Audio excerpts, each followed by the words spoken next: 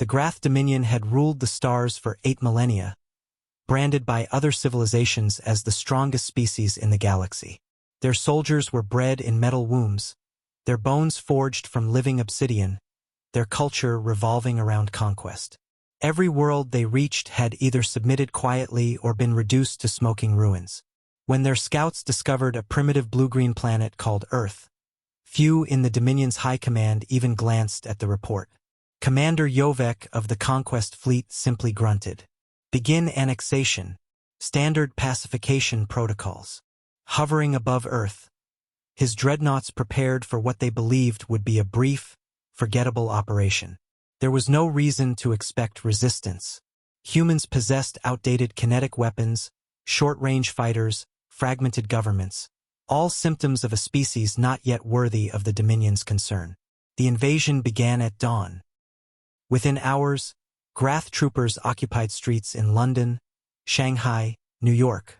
They announced their terms by loudspeaker, expecting panic, surrender, begging. What they received instead was resistance. Human soldiers, exhausted, under-equipped, but defiant, answered fire with fire. Their weapons tore through alloy and hardened flesh. Snipers downed officers from rooftops. Civilians constructed roadblocks between burning cars. Farmers blew up grav tanks with fertilizer bombs. Earth became a battlefield carved by rage. The Dominion scoffed at first. One of their generals remarked, "Their bravery is impressive but meaningless." He was proven wrong at Veracruz, where a single battalion of humans stalled an entire Dominion regiment for 5 days. The soldiers fought without rest, screaming war cries despite being surrounded and outnumbered. When the Dominion's commander finally breached their final bunker, he found every human dead, but their detonators primed. The explosion vaporized half his regiment. The High Command reassured itself that planetary domination was simply taking longer than expected. But then the second wave landed. The Dominion expected Earth's resistance to break under overwhelming force.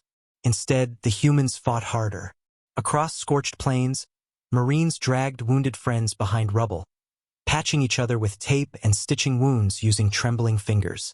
Russian infantry fixed bayonets and charged Dominion walkers screaming curses. In the jungles of Indonesia, guerrillas who had never left their islands tore sensors out of Grath drones and turned them into traps. Humanity did not fight for glory nor conquest. They fought because they refused to be conquered. Days turned to weeks, and each Dominion victory came at a price too steep to ignore. Even when they shattered human lines, reinforcement columns were ambushed by villagers carrying rifles handed down by grandfathers. Every farmhouse became a fortress, every cliffside a sniper's nest. Every surrender smiling, every surrender only bait. Commander Yovek stood now in the ruin of what had once been a command center, his armor blackened by plasma. He stared at the battle reports, entire Dominion divisions eradicated, supply ships hijacked, discipline breaking for the first time in generations. He whispered, unsettled, "They don't fear death." What shook the Dominion most was humanity's refusal to accept defeat. No matter how many times their armies broke, they regrouped. Humanity's capacity to suffer, and to keep fighting despite that suffering bordered on madness. Finally, the Dominion launched its ultimate weapon, the Soul Burner, a device that could render half a continent lifeless. When the Soul Burner activated over Eastern Europe, humanity's leaders broadcast a single message, not to negotiate, but to warn. If you wipe us out, we will make this planet your grave too. And Earth made good on that threat. As the Soul Burner powered, human scientists detonated an improvised gravity bomb crafted from stolen Dominion tech. It tore the weapon apart and ignited the skies.